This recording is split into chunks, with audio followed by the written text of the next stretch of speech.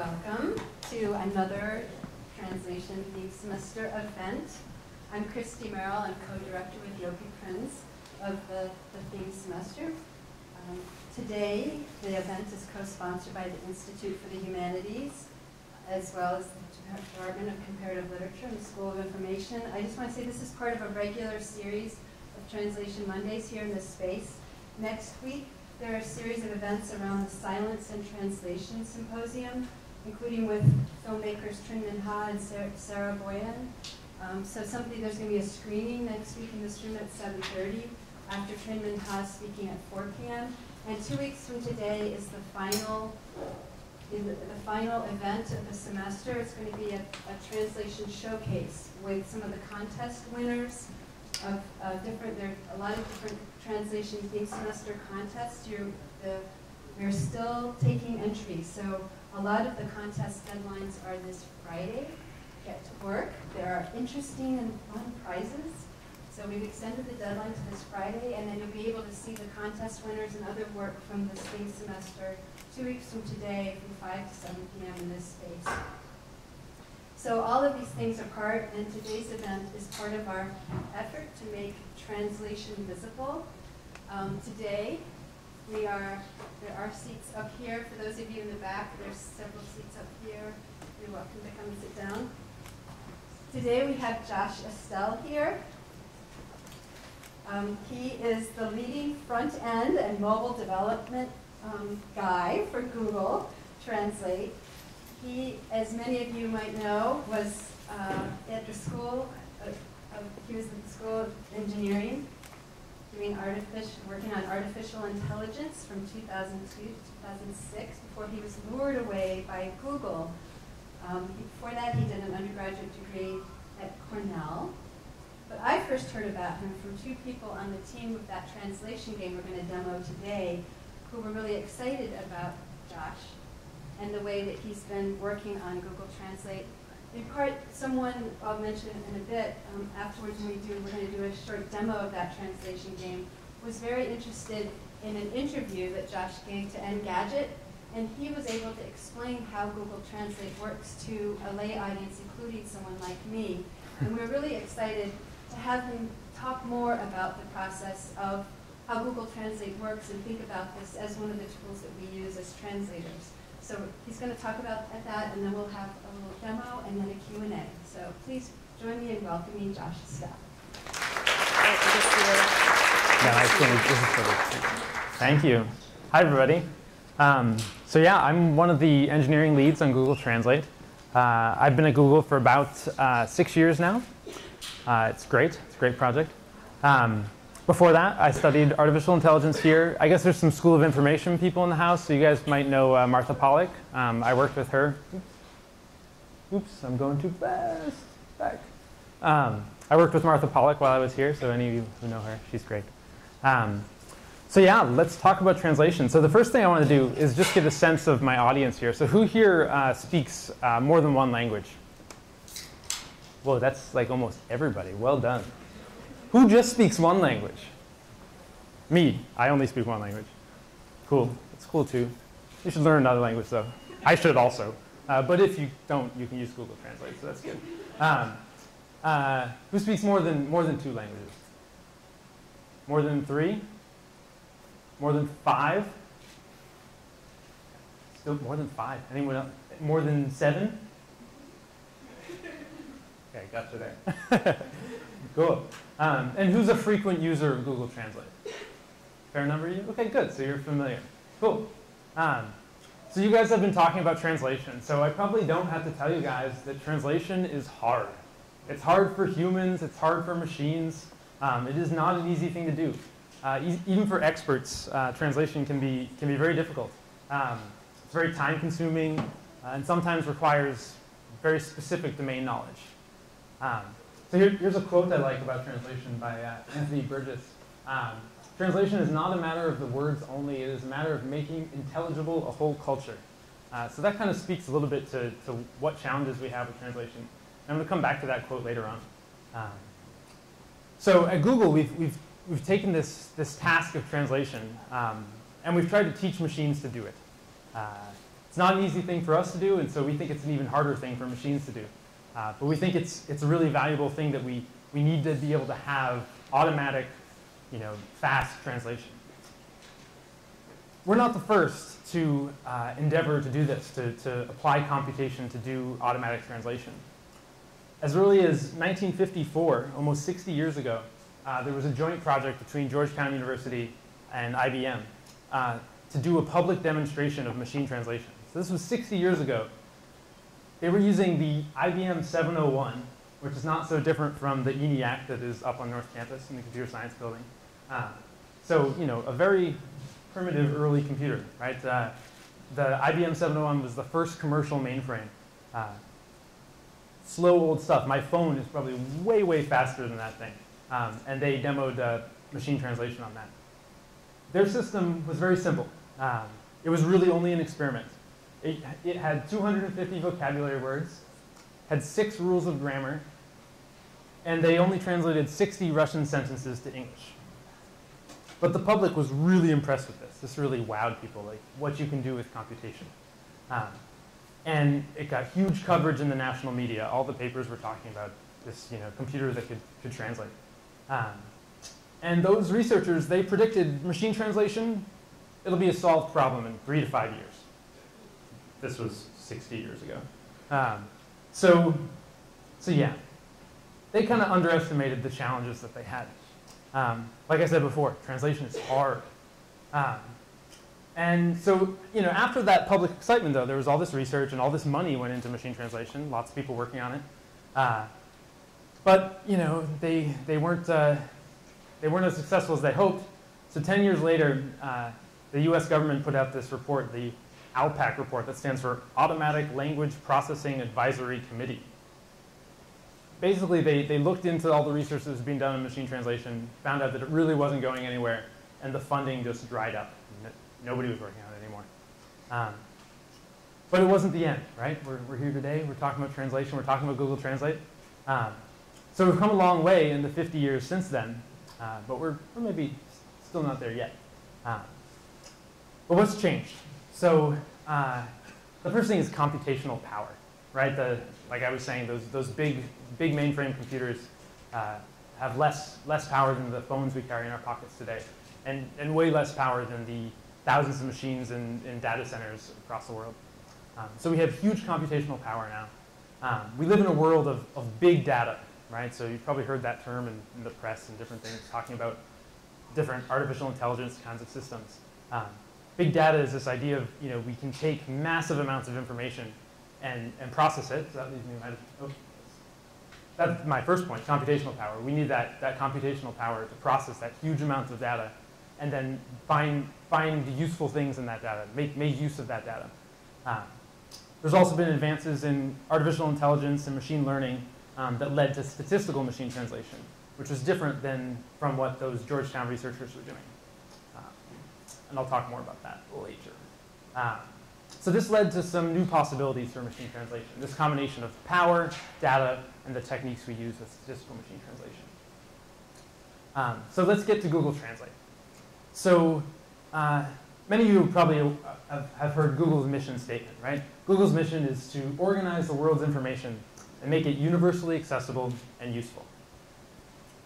So when I look at that, I really look closely at that universally accessible part, right? If we're really going to make the world's information universally accessible, you need to be able to access information no matter what the language, right?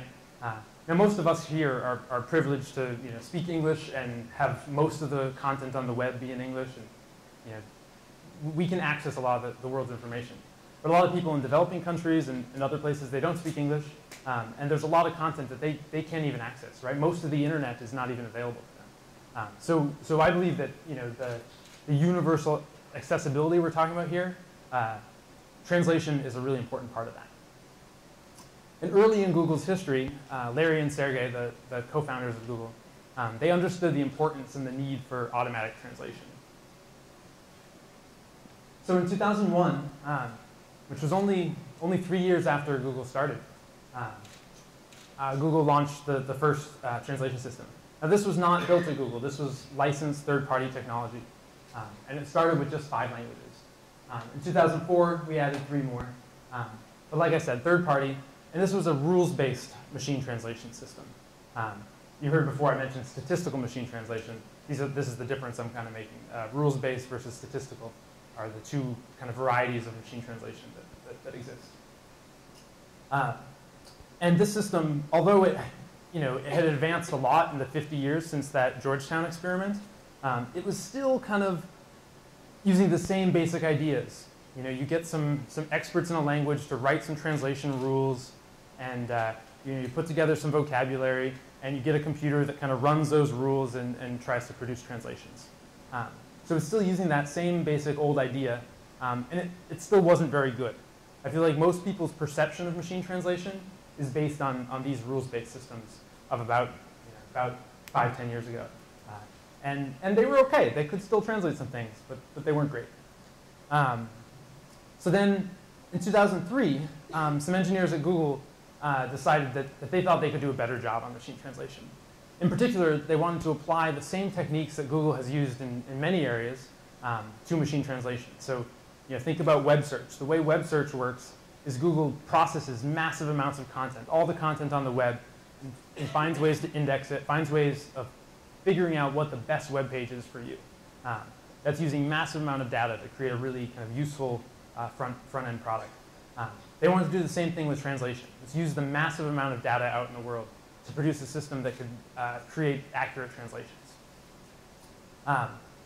So yeah, learning from tons of data and then using the huge computational power we have, right?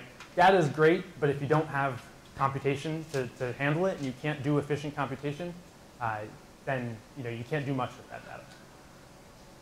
So when they started this in 2003, a lot of people, and even the people working on it, were skeptical that it would work. They weren't sure that you could build a translation system in the same way that Google built web search in that same sort of big data approach. So a couple years later, in 2005, Google participated in the NIST machine translation evaluation. NIST is the National Institute of Standards and Technology, and they were putting on these periodic evaluations of machine translation technology. So yeah, Google participated in this and did really well, had really huge success. I think we're not allowed to say that we won it, but we did pretty good. Our scores were higher than everybody else's. So that really proved this data-driven approach, right? This idea of we can take lots of data and build a system that does really well. But it had some drawbacks. It took 40 hours and 1,000 machines to translate 1,000 sentences. So that is pretty slow and a lot of computation, right? Most people don't have 1,000 machines lying around. Luckily, Google does. It's one of the perks we have. But still, not nearly fast enough to try to build a production user-facing system, something that people could use to produce translations or translate the web. So for the next year, we focused on speed and performance. That was actually around when I joined the team. And then in 2006, we launched our first systems. So the first system we launched was Chinese and Arabic. That was largely because that's what the NIST evaluation focused on, was those languages. So we focused on those first because we were working towards those evals. And a little later that year, we added Russian. Not only had we gotten the performance better, so now we could translate a sentence in less than a second, but we had also improved the quality a lot since that initial evaluation. So we were pretty happy with these. So here I give you a little chronology of the languages we've launched. So 2006, those 3. Then in 2007, we launched 10 more and completely replaced that third-party technology we were using. So now we're relying completely on Google-built statistical machine translation and no longer using rules-based machine translation. In 2009, we added 22 more languages. And another big change that year was you could now translate any language to any other language. Before that, you could only translate Russian to English, Spanish to English, Arabic to English, Chinese to English. But you couldn't translate Chinese to Arabic. In 2009, we added that capability. So now you can go from Vietnamese to Indonesian to Spanish to Swedish to all over. That was 2008, sorry. 2009, 16 more languages, up to 51 languages. That's a lot of languages. At that point, we were pretty psyched at all the languages we were launching. And our team took a little bit of a shift to look back at some of the more popular languages, the more frequently used languages, and focus a bit on quality. Because we were happy with our translations. We were doing good. We were doing much better than the previous technology. But there were still some of the systems we wanted to work on. Well, we still feel that way about a lot of our systems, but some specific ones then. So over the next few years, we worked a lot on quality, but we still managed to launch a bunch more languages. So now in 2012, we're up to 65 languages. That covers something like 98%, don't quote me on this number, it's probably a made-up statistic. I think about 98% of the content on the internet. It's some huge percentage of the content on the internet we can translate. The product itself has become has had huge usage. We have more than 200 million users. And the thing I'm proud of is 92% of those users come from outside the United States. So compared to other Google properties where we still have good international reach, but the United States market is a big one. For Translate, only 8% of our users are from the United States. Every day we translate more text than you'd find in 1 million books. So that's a lot of text. That's also more text translated than all professional human translators do in an entire year. We're doing that every day. So it's a lot of content that we're translating. We're doing just ridiculous amounts of translation. So I've given you a little bit of a history here. Now I want to tell you a little bit more about how it works, right? Get a little sense of how this stuff is happening. So with statistical machine translation, computers do translation, learn language very differently than the way we do. So usually when people start thinking about, oh, how does Google Translate work? We think in the way that we think, right? We think about, oh, I learned a few vocabulary rules, and I learned some grammar rules, and I'm conjugating verbs, and, that sort of thing. But then, as you get a little more advanced, you learn the exceptions to the rules, and then you learn the exceptions to the exceptions, and the exceptions to the exceptions to the exceptions, and so on. Anyone who's, most everyone here spoke another language. So you guys are aware of those challenges of learning a language. Trying to teach a computer all those exceptions doesn't work very well. That's largely the approach that rules-based machine translation tried to do before, right? Was get a small number of experts, program in all the rules of language into a computer, and then generate translations by just running through those rules. We didn't think that scaled. We don't think that scales very well, and we've kind of proven that it doesn't work as well in using our approach instead. So statistical machine translation learns more by looking at documents, looking at examples, and finding things that have already been translated. So I think the easiest way to show you this is, instead of trying to describe this to you, I'm going to try to teach you to translate the way a computer would translate. So I'm going to give you one example. So this is, just a little chunk of a Chinese menu. I actually stole this example from Peter Norvig, who recently taught an AI class to over 150,000 people online. And I loved his example, so I stole it from him. Don't tell him. So here's the example. Some soups on a Chinese menu. You can see on the right-hand side you have the English text. On the left-hand side you have the Chinese text. And from this, we can start to figure things out, right? Knowing no Chinese, we can start to figure out what some of those characters mean. So I highlighted some already, right? I looked on the right-hand side, I found egg drop 3 times, right? And on the left-hand side, I see this Chinese character that only appears when I see egg drop on the right-hand side.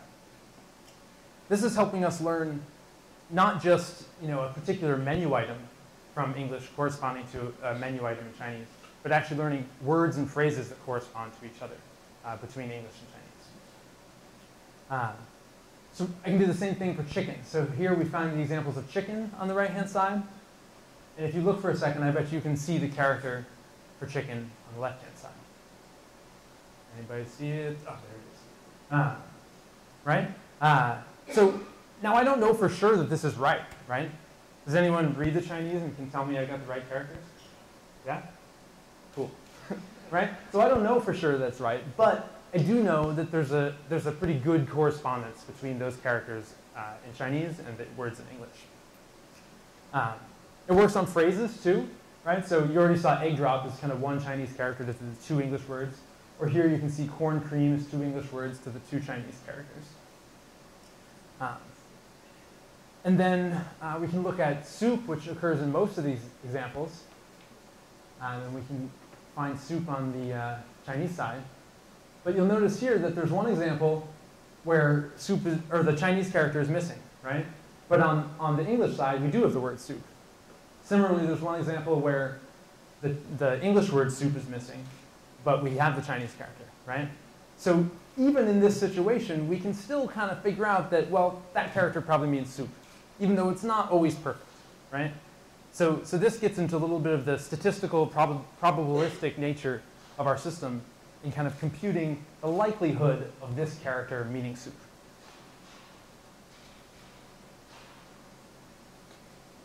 Okay, so if given this, if I ask you to translate chicken wonton soup, I don't know if that's a thing, but if I asked you to produce the Chinese characters for that, I bet that everyone in here, even with no Chinese knowledge, could figure out what characters would mean chicken wonton soup. Yeah? Do people agree? Have I lost the crowd? Raise your hand if you think you could figure out chicken wonton soup. Okay, good. Cool. So what we just did here is really a very small, somewhat simplified version of what Google Translate does. But instead of this one Chinese soup menu, we use many more documents. And actually, many more documents. Billions and billions and billions of documents. Like I said, big data, right? We need as many examples as we can find. And this kind of points to the difference of rules-based translation versus statistical translation. Rules-based translation, you're relying on a small set of experts who have kind of given you those rules for your system. Where with statistical translation, we're effectively treating every author of every document we've ever found as an expert in that language. Now, those experts aren't as good as the computational linguists that you'd hire to build a rules-based translation system. But they still know something about the languages, and they're still producing translations. And we can learn from those. So most of the documents we look at are actually document pairs, right? You can think of, you go to some website and there's a Spanish version and there's a German version and maybe there's a Chinese version. And you can kind of find multiple already translated stuff on the web. We learn from all that stuff. One easy example of stuff we learn from is the United Nations documents. So the United Nations publishes everything in all their official languages. I think it's 14 or 15 languages. That data is terrific. It's really clean. It's really high quality translations, well-paid translators. But it's very small. It's a little, if all these papers in the background were the actual data we train on, the United Nations data might be half a page of paper, right? It's just a tiny amount of data. The vast majority of our data just comes from the web. And it's very noisy. It's very messy. You guys have seen the web. It's a mess. It's all kinds of junk out there. But we can still learn translations from that messy data. And that's kind of the power of using tons of data, is you can build systems that can filter through the noise and still come out with useful information. So here's my big complicated diagram of how statistical machine translation works. So we've been talking about the parallel corpora, right? And those translations come in. So that's kind of one half of building our system. The other is modeling. So we come up with certain models of how we're going to model language. If you've heard of n-grams and doing any sort of natural language processing, n-grams are kind of the size chunks of phrases you look at. One way to model language is to look at different size n-grams and probabilities that those n-grams appear with other n-grams. I'm not going to get into too much of the detail there. But that's sort of how we define the kind of structure that we're going to model language with. We use that model combined with all that data to train a system. That produces a translation model. And then when you give us new text, we're effectively doing a search process through that translation model and through all those probabilities and statistics we've learned from all that data we fed into this system. And we're trying to produce the most probable translated text, right? So our system doesn't know how to conjugate a verb or what a noun is or what a verb is. All it knows is that it's seen this particular text frequently in a translation of this other particular text. And from those frequencies, it's making these predictive judgments of what the best translation is. Oops. So all this is possible, I've harped on this point a couple times, but with huge computational power. Just translating one sentence can produce hundreds, or can look at hundreds, if not thousands, of phrases to try to figure out that best translation. So we need a lot of computation to do that. And we know our translations aren't perfect. We're not claiming that they are yet. We're working on it. But we think that they really work, right? We think that the translations we can produce automatically can help you understand content or help you communicate in situations that you otherwise just wouldn't be able to. It gets me back to this quote that I talked about before. And one specific example of why translation is hard. So I have one example here. I want you to read this sentence. I'll give you a second to read it.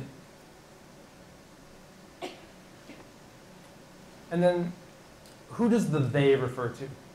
They feared violence. Who feared violence? The police, right? It's pretty obvious to everyone that the police feared violence. Right? Yeah, police feared violence. What if we change that word to advocated? Read it again. Now who advocated violence? The students, right? So just changing that one word changes who the they is, right? And to do a proper translation, you often need to know what a pronoun refers to, right? And so this is an example of, this was really obvious to all of us, right? We kind of get this, but we have all this knowledge of our culture and our assumptions about advocating violence, fearing violence, right? All those things, that all has meaning inside our brains. Our computers don't understand that yet, right? They don't have that complete cultural awareness. Some people believe that we won't really solve machine translation until we've solved artificial intelligence, right? Until we've really built an artificial intelligence that can think in the same ways that we do. I believe we can build translation systems that maybe don't solve this problem completely, but can still give us pretty great translations. And, you know, with enough data, we could maybe even still get this right, even without understanding the cultural details, right? With enough data, all things become possible. So, where are we today? Quality's good, not perfect. We've got a useful product here. So I'm going to just give you a little rundown of some of the cool things Translate can do. So this is our main UI, translate.google.com, where you can translate text, do all sorts of things. We've got a lot of tools here to help people deal with language. So we've got this detect language feature, right? So if you don't know what language you're dealing with, you can put it in here and we'll hopefully tell you. Just detecting language is a hard problem too, but maybe that's a separate topic. We've got some input tools. So I know a little bit of Chinese, but I don't know any Chinese characters, right? Well, maybe I know the numbers, that's not it. But you know, I can type that, which means I'm an American. And Google can turn that into the Chinese characters for me. And then we can translate those Chinese characters. We have some features specific to kind of single word translations. So we have this example usage feature, which will kind of pull some example sentences from Google News, and hopefully can help you understand how a word is used. We have dictionaries, which will show you kind of some alternate ways of saying things. We've actually added a few things to this recently, if people haven't seen. These little gray bars give you a little bit of a how common that particular dictionary entry is. We did this because we're finding that our dictionaries have a lot of old things in them, right? Some entries that are technically right, like this word might be used that way, but it's really rare and kind of strange. So we added this in to kind of give you a sense of how common a translation those dictionary entries are. What you see in gray on the dictionary is just a back dictionary translation. So we take the Chinese text again and look it up again to see what we have in the dictionary for that Chinese word, which can sometimes help you disambiguate to find the exact meaning you want. We've got text-to-speech, so you can listen to any of our translations. And we have this romanization feature, which kind of does the opposite of the input tool example I gave you. they'll take those Chinese characters and put them into pinyin so Americans like me who don't understand the characters can still read it. We translate the web. So this is something that I think sometimes people are less aware of and don't appreciate as immediately. But Chrome will automatically pop up this little bar. So this is just the Spanish Wikipedia page. And Chrome pops up this bar at the top. It says, this page is Spanish. Would you like to translate it? This gets a ton of usage. We're actually seeing people browse the web differently because of this. Because you no longer have that barrier between, oh, I'm on Spanish Wikipedia now. I can't read that. Right? Now you can. Right? So there's the translation of it. I'm sure there's mistakes on this page. There's probably things we didn't translate right. But you can understand what's on that page now. So we're pretty excited about how this impacts how people use the web. We've got 2 really great mobile apps, both on Android and iPhone. These are super popular, some of the most popular web apps on those devices. On Android especially, we have some really cool features, which I didn't have time to put together screenshots of, but if you want demos afterwards, I'll give you some demos. They're awesome. Those features are handwriting input. So instead of typing with your keyboard, you can just write with your finger. That's not that important for me for writing English because the keyboard works okay, but when I see a random Chinese character that I don't understand, I can kind of scribble it on the handwriting thing and get a translation. So I think that's pretty cool. We also have camera input now, so if you have that Chinese menu, you can just point your phone at it and get translations of your menu. And we have speech translation where you can just speak into the device and hear back translations. We're really excited where that might go for helping real-time communication. Some of the most exciting stories in Google Translate have come from our mobile apps too. Recently we heard from a elementary school teacher who wrote in just tell us how much she loved Google Translate. And what she was using it for is she had some kids in her class who were English language learners. Their native language was Spanish. And they weren't doing so well. And their mom came in to talk to her during like a parent-teacher conference. And she realized that the mom's English wasn't very good. And she couldn't really communicate that well with her. So she used Google Translate to kind of communicate with this mom. And her story, I can't convey it well enough, but she said the mom broke down crying, just excited that someone took the time to like speak to her and kind of communicate effectively with her. Because before then, it was just kind of, a little bit of, oh, he's doing bad. That was all she understood, right? But now, using Google Translate, this teacher was able to communicate with this mom and help understand what was going on with their kid in school. There was another really cool story recently of a state trooper in Oregon responded to what they thought was a drunk driver. A guy in a van was swerving around. Turns out it was a Chinese guy who was diabetic, and he was like had really high or really low blood sugar. I forget which way it goes. But he was having real problems. And he spoke very little English, and the state trooper pulled out his iPhone and used Google Translate on his iPhone to talk to this guy and realized that he was diabetic, and it got him to the medical facility that they needed quickly enough and really helped this guy out. So we love hearing those stories of really kind of exciting ways people are using Google Translate. There's also some maybe less big impact and more fun ways people are using Google Translate. How many of you are aware of the beatboxing you can do on Google Translate? I see a few nods. I think I have a demo of this. Can I make it work? Oh, it's there.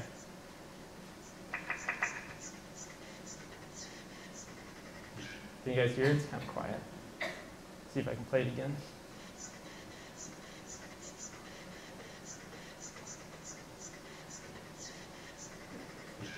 Pretty good. So this was not something we built. This was just users realized that if you put some funny letters into our text-to-speech system, our German engine, it produced some kind of cool sounds. And if you strung them together, you could get a little beat going on. And we thought this was pretty great. We thought this was so great that this was actually discovered just before we were going to replace our German text-to-speech engine with a better one that sounded much nicer voice. This one's actually kind of robotic. But we didn't want to break the beatboxing feature. So we actually wrote a simple detector that could detect, oh, this looks like beatbox text. And when it looks like beatbox text, we'll use the old engine. And that's why it says beatbox there too. We're like, oh, we'll give a little wink to the people out there that figured this out and show them that we realized it. And then we see some, this is also another text-to-speech one, but let's see if this one plays. People remix our text-to-speech often. So this one, this is Adele sung by Google Translate. There's a fire starting in my heart, reaching a fever pitch and it's bringing me out the dark. Finally, I can see you crystal clear. So those are fun to listen to for about 20 seconds. And then you kind of get enough. But the person who made those has like albums upon albums of songs that they have done that to, and they're pretty great. So what's coming next for Google Translate? So more languages. We've got 65 now, but there's a lot more languages in the world. So we're going to keep pushing on the front of adding more languages. Of course, quality, we think it's good, but we don't think it's great. We think it can be better, so we're constantly working on quality. That's especially hard for the new languages we want to launch, because the less data there is out in the world for a language, the harder it is for us to build a system. And now that we're pushing 70 languages, the newer languages we're launching are languages that just don't have the content available for us to train on.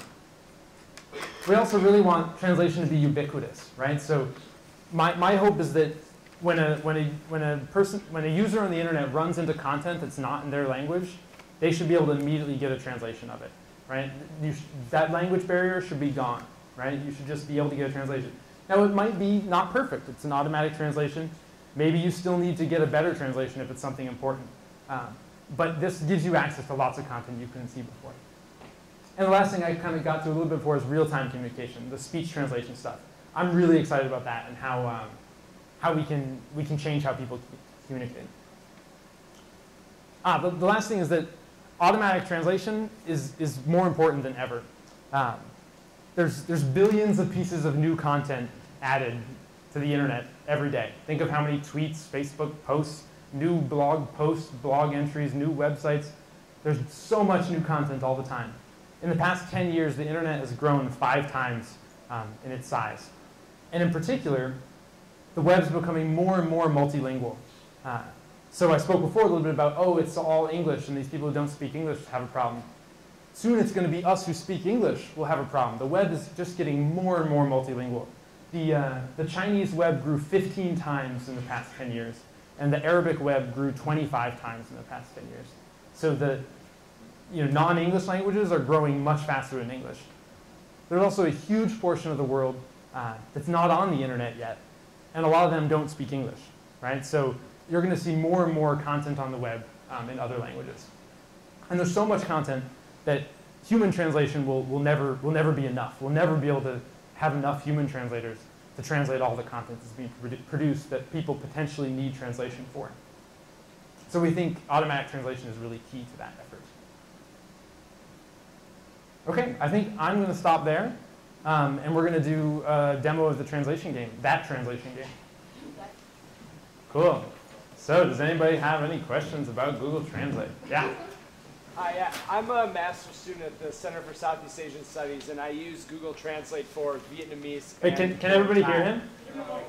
Oh, hi, thanks. My name is Jacob Gold. I'm a master's degree student at the Center for Southeast Asian Studies. I use Google Translate for Vietnamese and for Thai.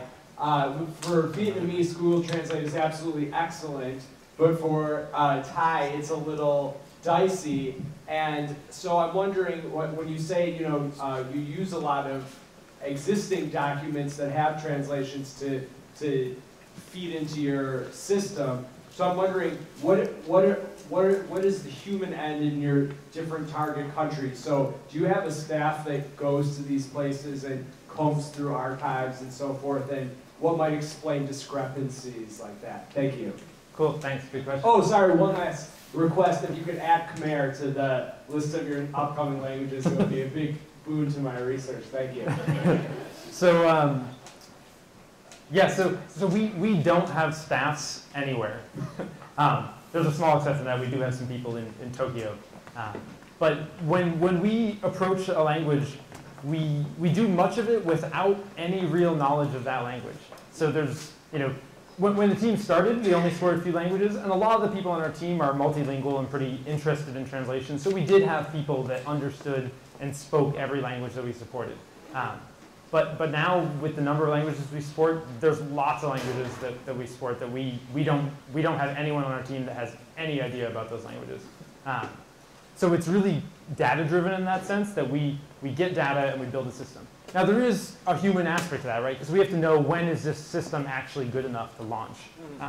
So we do hire professional translators to help us produce test sets, right? So we'll get a bunch of stuff in English, and we'll have it translated to Thai, and we'll treat that as sort of a gold standard. Now, those came from people that make errors too, so our test sets are not always perfect. But we use that to evaluate our system, so that as our researchers are making changes, making fixes, adding new data, we can always evaluate our system afterwards to see if it's doing better with those changes. Now, to the discrepancies between different languages, there's a lot of different reasons for that. Some of it is just simply raw amount of data. More data is always better data. That's something we kind of say around Google. The more, the better, right? Like, you can always do more interesting things with more data. So I'm not sure about that exact example of if we really do have a lot more Vietnamese data than we do Thai, but it may very well be the case. There are, of course, other things that come into play.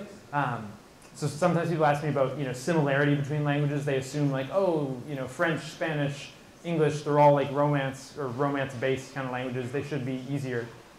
That's not always true, but it is sometimes in the sense that like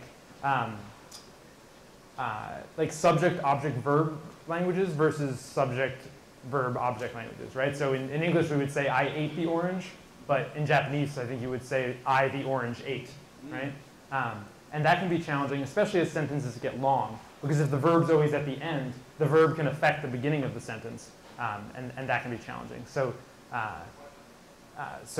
those kind of differences sometimes affect languages. Those also can lead to some kind of surprising things. Part of the reason we do have a team in Tokyo is because our Japanese system used to be real bad. And Japanese is actually one of our very popular languages. And so there were some engineers in an existing Tokyo office that were interested in helping us. And they worked on that. But the really exciting thing that came out of that was that by working a lot and getting subject, object, verb languages to work better, there's a lot of Indic languages that are also subject, object, verb, and they got much, much better due to the work we did on our Japanese system. So that was pretty exciting for us because it allowed us to launch a bunch more Indic languages. And to your last point about Khmer, I have no idea when we'll ever launch it. But usually that decision is ultimately kind of not ours. We launch whatever we can, and it's always dependent on what data we have. So the more Khmer data we can get, the closer we'll get to building a system that is good enough to kind of reach our bars for launching. Another question back there? Can we bring a mic back? Yeah, as a follow-up to that, how much data do you need? So the question was, how much data do you need? It varies. So I like to say a ballpark is like 10 million words, sentences, documents. That's how kind of vague it is.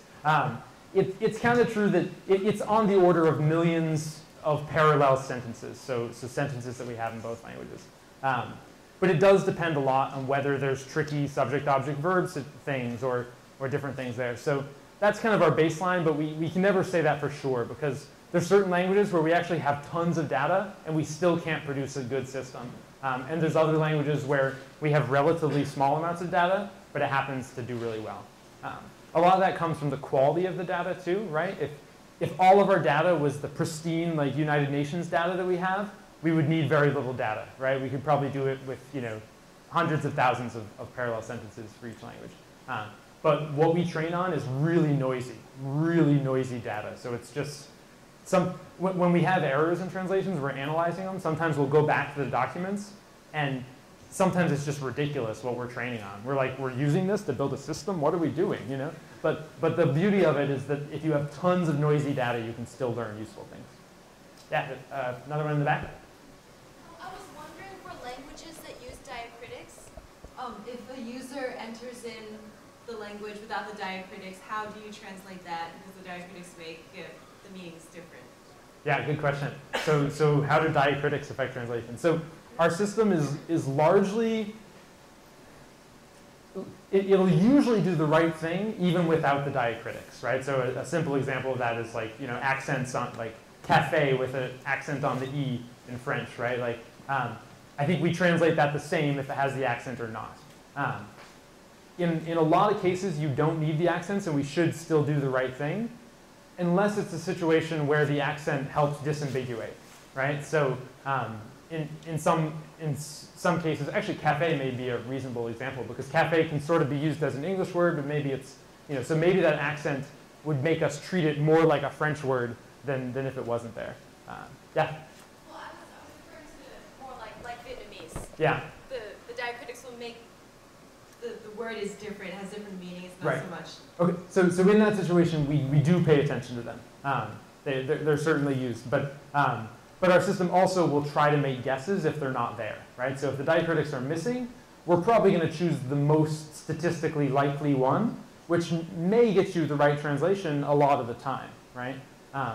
But maybe not all the time. Yeah. Is there a possibility that as less frequently used languages are brought into Google Translate, you'll start finding that the bicorporal translations on the web themselves be generated by Google. In other words, people will be using Google Translate to translate their text and putting them up on the web. And if that is so, then when Google Translate finds them, then errors might become self-perpetuating rather than self-correcting. Is that a danger? Yeah, that's absolutely a danger. So, and it isn't if that or when that happens. That has already happened a lot. A couple years ago, we discovered a huge amount of data in our system was generated by our system. It was an embarrassingly large amount. And we realized, like, oh, if we stop using this data for training, our system gets a lot better, right? Because you're not going to improve a statistical system by training on its output, So yeah, we've worked hard to fix that. We've done some really simple things. When we translate a web page, we add some like meta tags to indicate it's from us. And then we've done some more technical things, which I'll just kind of wave my hands at and not give too many details about, because I don't want you reverse engineering it. Some of them, there's one that we haven't launched yet that's super hard and impossible to reverse engineer. We've written some papers about it, though, so if you're curious, go to research.google.com and look for machine translation papers. There's some interesting papers there. But it is a problem. So we basically added we found ways to mark our text, sometimes in the way that we actually generate the translation, such that we can identify documents that were produced by our system. And that's helped us weed all that out. The problem is we still train on translations produced by other machine translation systems, most of which are much worse than our system. So that's even more problematic. Yeah? Will the trends in machine translation that you talked about eventually make human traditional translation careers obsolete? Yeah. No, I didn't say yeah.